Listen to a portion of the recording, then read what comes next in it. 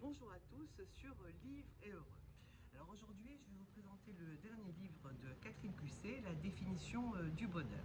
Bon, je me suis mise en extérieur, il y a des avions qui passent, donc j'espère que vous allez, que je vais parler suffisamment fort pour que vous puissiez m'entendre.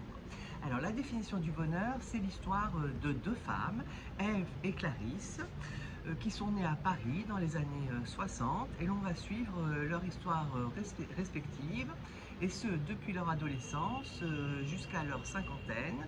Alors cela se terminera par le décès de l'une d'entre elles. Alors Ève est une femme mariée, elle a une famille extrêmement solide, elle est très entourée par ses fils. C'est une femme qui est dans la construction et le contrôle, c'est une femme qui réussit et qui mène à terme tout ce qu'elle entreprend.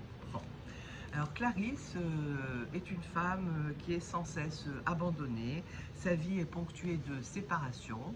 Sa mère en arrivera à lui dire « toi aussi tu vieilliras seule ». Alors cette phrase forcément fera longtemps écho en elle, puisqu'elle a une peur absolue de l'abandon. Mais Clarisse, ce n'est pas que cela, c'est un appétit absolu de vie, mais malheureusement cela l'amènera à chaque fois au désastre. Alors ces deux personnages sont construits en contrepoids l'une de l'autre. Alors elles vivront des expériences très similaires, ceci dit comme beaucoup de femmes, c'est-à-dire la découverte de l'amour à l'adolescence, le mariage, la maternité, les enfants, le divorce pour certaines d'entre elles et la vieillesse. Alors, mais à chaque fois, elles vivront ces expériences de façon extrêmement différente, et c'est ça qui est très intéressant dans ce livre. Alors, l'une vit à Paris, c'est Clarisse, et l'autre partira vivre à New York, donc c'est Ève. Alors, dans la toute première partie du livre, ces deux personnages mèneront leur vie en parallèle et il y a un avion qui passe, on va attendre une seconde, voilà, et elles ne se connaissent pas. Mais il y a une seconde partie où l'on découvrira le lien entre elles. Alors c'est un lien extrêmement fort et mystérieux. Alors cette deuxième partie va raconter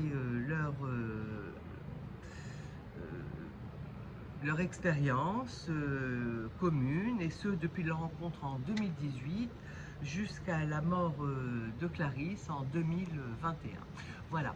Alors, que vous dire, c'est Catherine Cusset, donc forcément j'ai un a priori positif.